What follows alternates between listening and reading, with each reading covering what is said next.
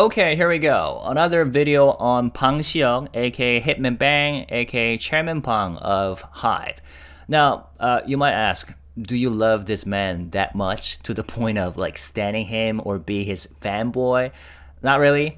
I mean, don't get me wrong, I respect him and admire him for what he has done. I think if you've been my subscriber, you would know that by now. But what really fascinates me is how obsessed Korean media seems to be with him, especially 한국경제, Korea Economic Daily. Okay, so in this video, we're digging into Korea Economic Daily's persistent and honestly somewhat oddly personal coverage of Bang Si-hyuk. Okay, because they have published a string of like editorial columns that frame Bang Si-hyuk like angry capitalist, or almost, like the mastermind behind Korea's so-called capital market failure. Especially with this editorial that we're going to talk about, okay?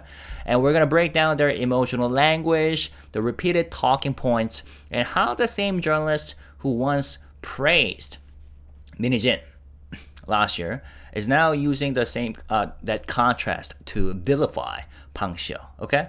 And at the end of this video, I'm also going to talk about the speech that Bang Si-hyuk delivered at Seoul National University, his alma mater, in 2019. Why? Because this journalist used that speech, weaponized that speech to attack Bang Si-hyuk. So that will be kind of interesting. But first of all, I think by now, you know that 한국경제, Korea Economic Daily, is the Korean media agency that has been leading the coverage of the so-called HYBE IPO controversy, right? November 29th of last year, the day after New Jeans' emergency press conference, out of nowhere, 한국경제 dropped this exclusive piece on Bang Si-hyuk and HYBE IPO. And Jo Jin-young, the journalist that we're going to talk about today, was one of the 3 journalists who wrote this article. And then ever since then, especially starting with November, they dropped it, right? And then it was all over the K media, kind of quieted down, dust settled down. But then starting in April or May of this year, things got louder again, super loud. And since then, they've been dropping like articles after articles targeting Bang Si-hyuk and HYBE.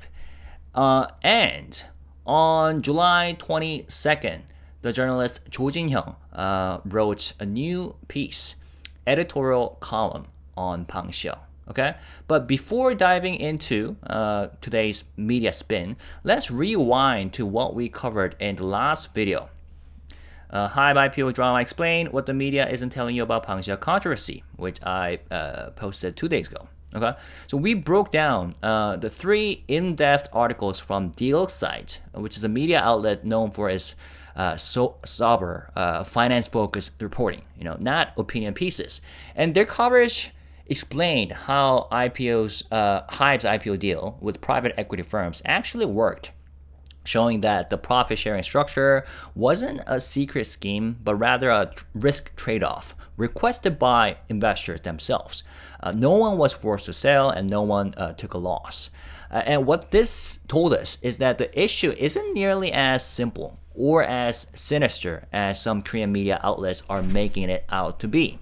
Like, the financial deals were layered, negotiated, and often driven by investor needs, not just Bang Si-hyuk's strategy. Okay, but if you only read the headlines, you would think that this was some grand betrayal or something. And no outlet has leaned into that narrative than 한국경제. Okay, so the title of this editorial column article was Bang Si-hyuk's Rage and the Mystery of the Capital Market. Bang Si-hyuk의 분노와 자본시장 Mystery. Published on July 22nd, 2025 by Jin Hyung-jo, Head of Market Insight Division, Korea Economic Daily. Bang Si-hyuk, chairman of HYBE, is a man with a deep well of discontent. He resists unjust realities, fights back against situations that make him unhappy, and expresses his anger openly. Turning a blind eye or setting for the status quo simply isn't his way. It never was. According to Bang, the driving force behind his rise, from producing BTS to reshaping the history of K-pop, was precisely that: rage, 분노. That's what he told students during his 2019 commencement address at his alma mater, Seoul National University. It's no stretch to say he was also angry with the capital markets. After years of grueling work, he prepared to take HYBE public, only to find a web of regulations standing in his way. Most frustrating of all, he couldn't access the money. Even post-IPO, he was bound by lockup rules that prevented him from selling shares. Many founders echo this frustration. They often say that even if their equity is worth billions, it's as good as monopoly money until they can cash out. Bang Si-hyuk refused to accept this reality. That's what led him, in 2020, to quietly strike a deal with private equity firms, PEFs, ahead of HYBE's IPO. So there's a huge assumption that this journalist is taking. Let's read on for now. The shareholder agreements between Bang Si-hyuk and the PEFs, by the way, the title of this subheading is A Cunning Deal and a Bold Design. Okay? The shareholder agreements between Bang Si-hyuk and the PEFs was both simple and clever, the journalist says. After HYBE went public, if the PEFs sold their shares for a profit, Bang would receive 30% of the gains. The intent was clear: to make money. Bang Si-hyuk ended up pocketing 400 billion Korean won, and 3 key executives at Eastern PE made about 200 billion won. At the time of HYBE's IPO 5 years ago, no one knew this deal even existed. Our team, meaning, the 한국경제, Korean Economic Daily team, our team began digging into this in November of last year, sparked by curiosity about these PEF key men who had supposedly struck gold thanks to Bang. Okay. Once we confirmed that Bang Si-hyuk was at the center of the secret deal and reaped the biggest rewards, the rest of the puzzle quickly fell into place. Our findings have since been verified by the FSS, Financial Supervisory Service, and the police.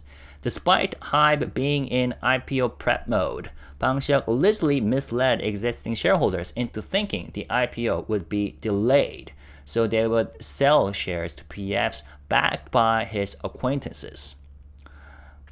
Last week, the Securities and Futures Commission referred Bang Si-hyuk and his associates to the prosecution for violating the Capital Markets Act through fraudulent and unfair trading practices. By the way, some, if not many, of 한국경제's articles accused Bang Si-hyuk of saying or outright lying that there was no IPO plans. But in this article, the journalist is saying that Bang Si-hyuk allegedly misled existing shareholders into thinking that the IPO would be delayed instead of saying no IPO plans. Okay, interesting. All right, the title of the subheading: Why did the experts stay silent? The journalist continues. The heart of this case isn't just that existing shareholders were allegedly misled. It's that a secret side deal involving a major shareholder was completely concealed during the IPO process.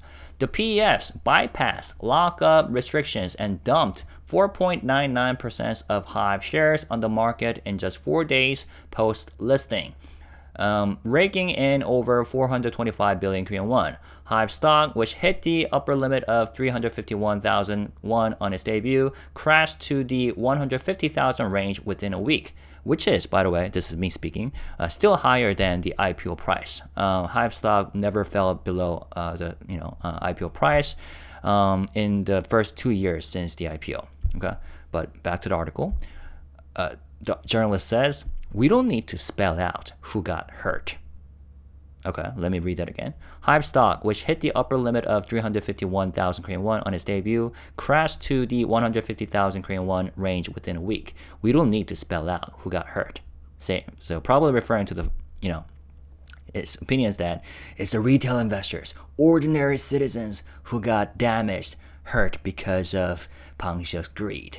Probably that's what he's implying. All right, back to the article. Bang Si-hyuk and the key PF executives weren't the only ones aware of this deal. A large number of capital market professionals were involved. HYBE had legal advice from top law firms and the best IPO underwriters in the country. Anyone with basic market sense should have seen potential legal red flags, and yet no one disclosed this during the Korea Exchange's listing review. Okay.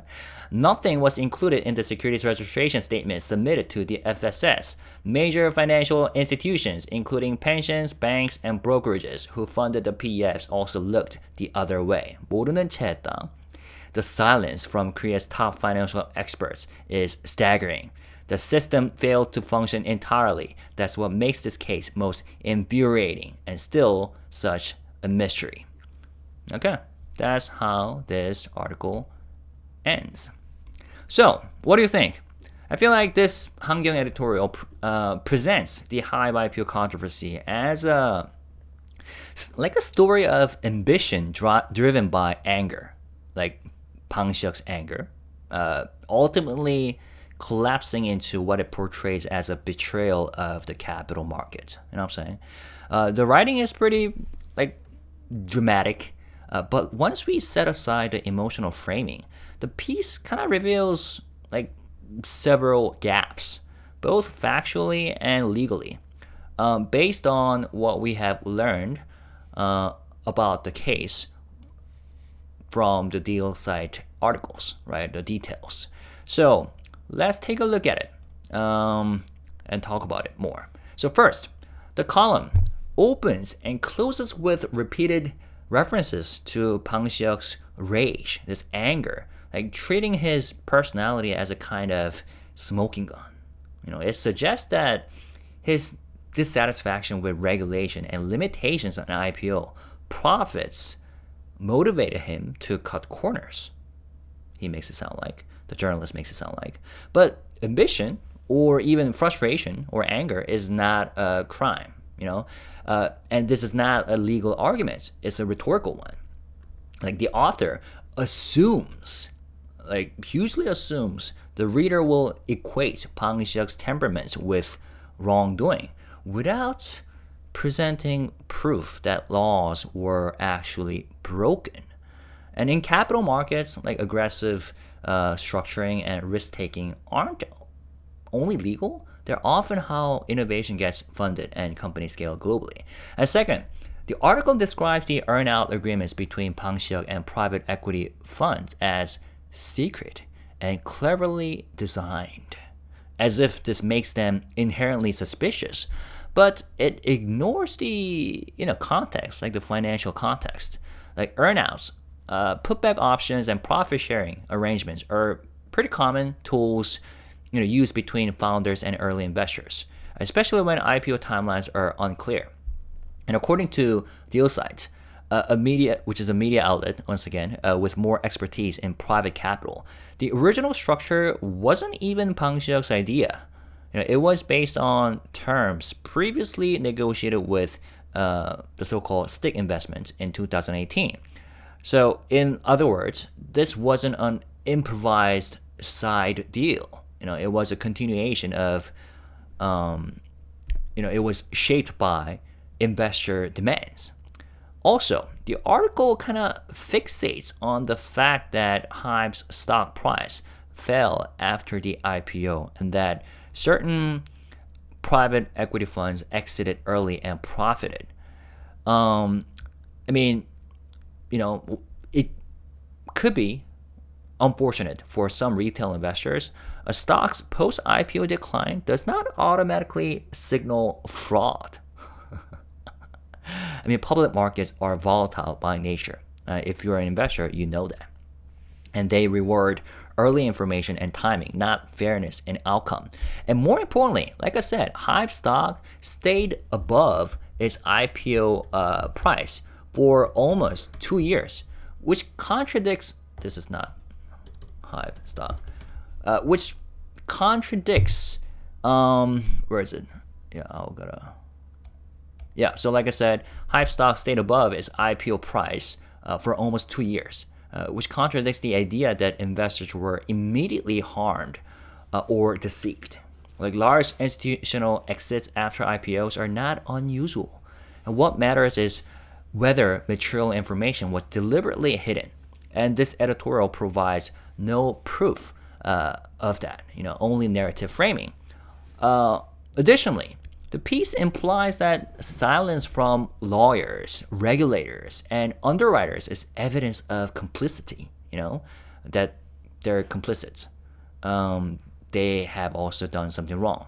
It suggests that the best experts in Korea must have known something was wrong and chose to look the other way. That's what they literally said. 모르는 채 했다. But this leap kind of assumes a vast conspiracy involving like law firms, financial institutions, and IPO managers, all without offering concrete evidence that they knew or ignored criminal behavior. Silence or inaction does not equal guilt. It could just as easily, reflect legal ambiguity, industry norms, or risk calculations. Like even if the country's top capital market professionals didn't sound alarms, that might indicate the rules themselves weren't clear enough. Not that everyone was covering up a crime. Also, like the editorial criticizes the capital market system for failing, but it doesn't identify which rules were broken. Were the contracts illegal at the time? Did they violate disclosure laws? Was material non-public information used to mislead counterparties? These are critical legal thresholds.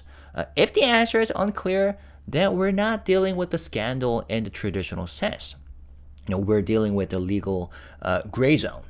If prosecutors intend to build a case, they will need to prove the existence of hard violations, not just moral discomfort. So ultimately, this editorial paints an emotional picture, but it doesn't engage seriously with the financial mechanics or legal standards involved. Like it tries to reduce a multi-layered, technical situation into a story of personal ambition gone wrong. And but if we want to protect investors and maintain trust in the system, we have to ask better questions than the questions asked by this editorial. I personally think. I don't know about you guys. Let me know if you think otherwise. Okay. Anyways, so if this case is going to court, emotional headlines wouldn't be enough. It's going to come down to contracts, disclosures, and what the law actually required at the time. That's where the real story lies, I think. So, I think at this point, it might be a good idea to revisit this journalist editorial column from last year. Okay? And it was about Min Hee-jin. Okay, because it shows a clear editorial leaning sympathetic to Min Hee-jin. Not just in tone, but in framing, choice of metaphors, and even word selection. So this was released on May 2nd by the same journalist. Okay, first of all, there was this creator versus corporation narrative. So Mr. Cho Jin-young, journalist, frames Min Hee-jin as this controversial but brilliant figure who challenged the rigid system. So this artist versus capital dichotomy cast HYBE as a greedy corporate giant trying to silence a rare creative mind. But the facts that emerged later, like her intentional leaks, unauthorized plans, Adore-related plans, and manipulated internal messaging, paint a very different picture of her motivations. And even in this column, Mr. Cho alludes to tears and cursing in her press conference as a turning point, as if emotional appeal validates her claims. Also he highlights and even glorifies her comparison of HYBE's leadership to 군대 축구, military soccer. I don't even remember this one from her press conference. Anyway, suggesting that it raised fundamental questions. 본질적인 물음을 끄집어냈다. So, Min Hee-jin's comparison of HYBE's leadership to military soccer raise fundamental questions. I don't even know what that's supposed to mean. In hindsight, I don't know. This analogy now feels kind of manipulated, like a rhetorical flourish that this journalist took at face value rather than integrating it with skepticism. Also, Min Hee-jin's attempts to change contract terms after signing the contract with HYBE are described as raising uncomfortable questions rather than violating basic corporate governance. Like her push for retroactive renegotiation was not framed as a red flag, but as this bold resistance. And he also says, the journalist says, she introduced a preposition never before imagined in capital markets, when in reality, like her behavior raised alarm for clear-cut fiduciary and procedural violations. And the title itself questions. The title is "The Price of Attacking a K-pop Creator," implies that HYBE is doing revenge. Mr. Cho says that HYBE targeted a talented creator and that even if it wins legally, it may have already lost, like reinforcing the underdog narrative. But from today's perspective, it's clear that Min Hee-jin was not some pure creative being crushed by the machine. She was orchestrating a hostile management takeover behind closed doors. And the journalist didn't question her motives. He never asked why Min Hee-jin secretly planned to spin off a door or leaked internal strategy docs to journalists or analysts. Like the implication is, if you're talented and emotional, your corporate infractions are forgivable, even noble. But as court proceedings later revealed, much of her media play was strategically constructed, not just, raw honesty that this journalist probably got from her press conference. So maybe the journalist fell for the surface narrative. So it's kind of striking that Mr. Cho Jin-young, the journalist, who in July 2005, this year, exposed Bang Si-hyuk's secret, the so-called secret IPO profit-sharing deal with such rigorous detail and justified outrage, had just a year earlier written a highly romanticized defense of Min Hee-jin, seemingly taking her public claims at face value while glossing over serious governance red flags.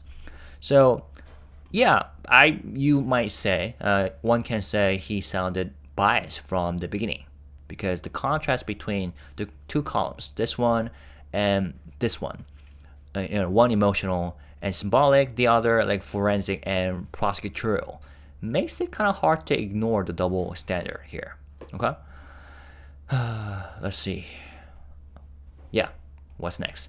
So, interestingly, as if this personality-driven editorial weren't enough, Korean media agency called Asia Today picks up the same playbook, quoting the same speech of Bang Si-hyuk, making the same emotional leaps, but with even less attention to legal structure. So I think it might be worth unpacking how this article follows the same formula and what that tells us about media framing in this case. Okay, so let's briefly discuss that before we talk about Bang Si-hyuk's speech at Seoul National University. Okay, this one is titled, "Has Bang Si-hyuk become a K-pop's human risk factor?" Written by a journalist named Cho Sung-jun of Asia Today, posted on July 27th. Like many intelligent rebels, Bang Si-hyuk has long voiced dissatisfaction with the establishment. Okay. One of the clearest examples came in his 2019 commencement speech at Seoul National University. "I'm not someone with grand ambitions or lofty dreams," he told students, "but I have an overwhelming amount of complaints. I can't settle for less or stay comfortable. I end up voicing my discomfort, and that often turns into anger." That very same Bang Si-hyuk is now under criminal investigation for alleged fraudulent unfair trading, the journalist says. Following an FSS complaint, prosecutors have assigned the case to Financial and Securities Crime Joint Investigation Division at the Seoul Southern District Prosecutor's Office. Police also raided HYBE's headquarters on July 24th. According to FSS, Bang Si-hyuk allegedly misled existing investors into believing HYBE's IPO would be delayed, prompting them to sell their shares. He then profited from nearly 200 billion Korean won in listing gains. If these allegations are proven true, it would be a clear violation of the Capital Markets Act. And under the one strike out securities fraud policy promoted by the Lee Jae-myung administration, Bang could face severe legal consequences. While we must wait for the full investigation and court decision, the optics are undeniably disappointing. Okay. Beyond the potential legal breaches, it's especially troubling that Bang Si-hyuk, who has always warned against over-reliance on any one figure, has now become the very human risk factor he tried so hard to avoid. Interesting. Bang Si-hyuk previously parted ways with Min Hee-jin, Min Hee-jin again, former head of Adore, despite the backlash, to establish a label system that encourages healthy competition and minimizes dependency on any one producer or artist. But ironically, he himself has now become the very embodiment of that risk. Interesting how this same journalist is introducing the same quote from his speech and Min Hee-jin in their articles. And the timing couldn't be worse, the journalist says. BTS is gearing up for a full group comeback. Blackpink just launched a world tour. Oh, Blackpink out of nowhere. And then the journalist says, the animated feature K-pop Demon Hunters is a breakout hit. Just as the global K-pop wave is heating up again, one of the genre's most powerful figures finds himself pouring cold water on the momentum. Okay. Bang Si-hyuk may need to return to the mindset he had when he stood on the university stage 6 years ago, when he raged against the industry's outdated practices and fought to change them. It's time to ask whether he's lost that fire, or worse, whether he's become the very capitalist monster who puts outcome over principle. Now is the moment for introspection and accountability. Well, thank you, Mr. Cho Sung-jun, for writing this article. Although I gotta say, this piece, Asia Today piece, feels less like a news article and more like a personality sketch, like wrapped around a legal headline. In many ways, it picks up exactly where the 한경 editorial, this one, so it basically picks up exactly where this one left off. Not with facts, but with feelings, mostly about Bang Si-hyuk's personality. Like their article opens by quoting his 2019 Seoul National University speech again, just like 한경 did. And this line about being full of complaints becomes a framing device almost, once again used to imply that Bang Si-hyuk's dissatisfaction with the system somehow predicts criminal behavior or something. It's pretty, odd of a leap. And having strong opinions or even resenting the system doesn't establish guilt. But what's striking is how quickly this article abandons the specifics of the alleged financial misconduct. After a brief summary of the FSS accusations, it pivots into something else entirely, which is a moral critique of Bang Si-hyuk as the source of quote-unquote human risk for the K-pop industry.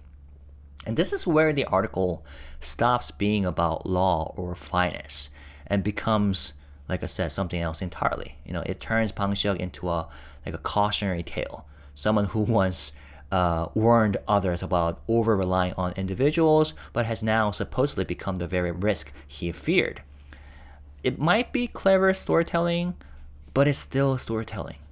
What's missing is any detailed legal or financial analysis. There's no breakdown of the deal structure, no attempt to explain what exactly the contract violated, and no discussion of precedents or disclosures or why this case is different from others. Instead, it rather warns that Bang Si-hyuk may have turned into a capitalist monster, chasing profit without regard for principle. And this is where media responsibility becomes important. When journalists blur the line between analysis and accusation, when personality traits are used to stand in for proof, it's easy for public perception to harden into condemnation before the courts have even reviewed the facts. So yeah, rather than repeating the same critiques from before, this article gives us a chance to ask a different question.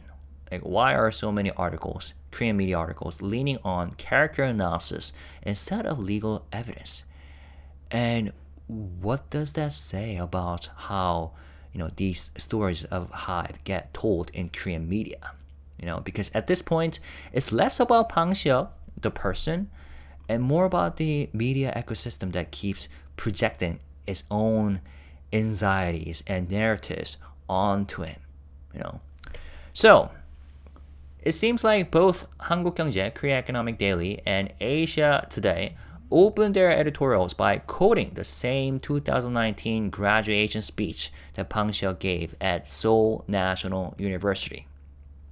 Again, they frame it as proof of his so-called rage or anger or rebellious ambition, as if this personality trait alone explains the entire IPO controversy or something. But the question is, what did he actually say that day? And more importantly, what did he mean? So let's take a moment to go back to the full context before we wrap up this video. Okay, because if everyone's going to build entire narratives around this one speech, we should at least hear what he really said. Maybe you have already heard of the speech and read it, but let's go back to it. Okay, so here's a commencement speech by Bang Si-hyuk, founder and CEO of Big Hit Entertainment, the producer behind BTS, as they're introduced at the time. He begins. I grew up angry at the absurdities of old-fashioned authority. I thought long and hard before agreeing to stand here today. Now that I have become part of the older generation, anything I say might sound like a boring back in my day lecture. And for those who are cynical, it might come off as me bragging just because BTS became successful. But let's be honest, BTS and Big Hit Entertainment are pretty hot right now. So I figured this would be a good chance to share a bit of pride and talk about how my path might overlap with yours. I'm part of the college entrance exam generation. I wanted to go to law school, but chose to major in aesthetics because it sounded cooler. Somewhere along the way, I was drawn into music. I started my professional career as a music producer in 2001, worked at HYBE Entertainment, and eventually went independent. Today, I lead Big Hit Entertainment and still work as a producer. I'm not someone with a grand vision or lofty dreams. No one can predict the future. But for now, I've been pretty successful, and I'm living each day with a lot of happiness. BTS has won the Billboard Top Social Artist Award 2 years in a row. We sold out Citi Field in New York, which is a 40,000-seat stadium. Just 2 weeks ago, they were invited to present at the Grammy Awards, setting yet another record and earning the nickname the Beatles of the YouTube generation. Even our new group, Tomorrow by Together, has been getting enormous attention even before debuting. Thanks to all this, our company is growing rapidly and being recognized as both an industry innovator and a unicorn startup. As I thought about what message I could share today, I kept coming back to one question. What fueled me to become who I am now? The answer was simple. Anger, 분노, okay? Or rage. Yes, I'm someone who gets angry a lot.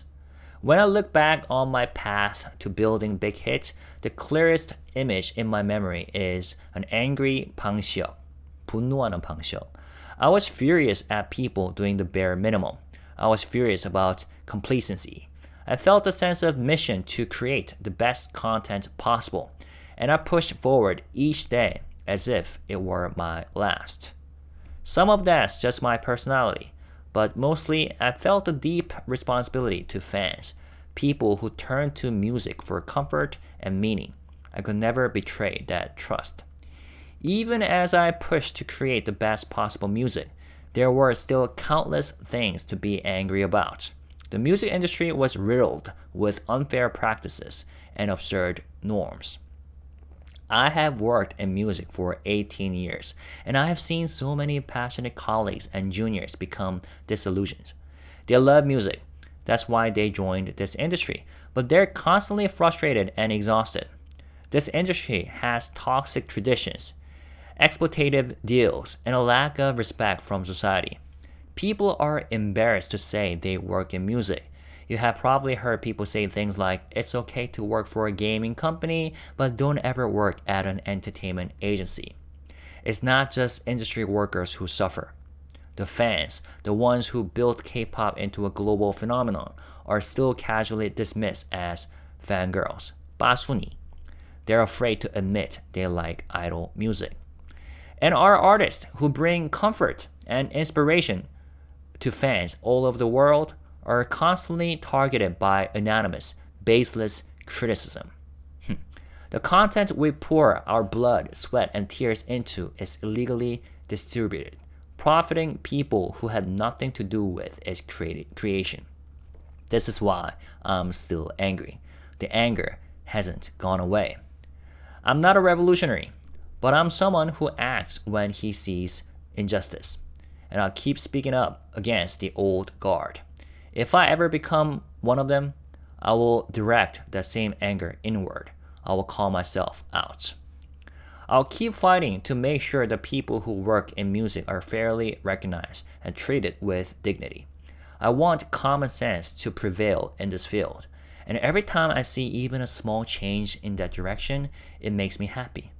I know it might sound ironic for someone like me who talks so much about anger to bring up happiness, but I do feel happy sometimes. Here's how I define happiness. When the work our company does has a positive impact on society, especially on young people. If our content helps them shape their own worldview, that's meaningful. And when we push for a shift in how this industry operates and succeed, I feel most fulfilled. What does happiness mean to you? Maybe it's that warm feeling after a long day when you finally take a hot shower and slip into clean sheets, or eating something delicious. Those are emotional kinds of happiness. But there are also situational forms of happiness. To experience them, you have to first define what happiness means to you.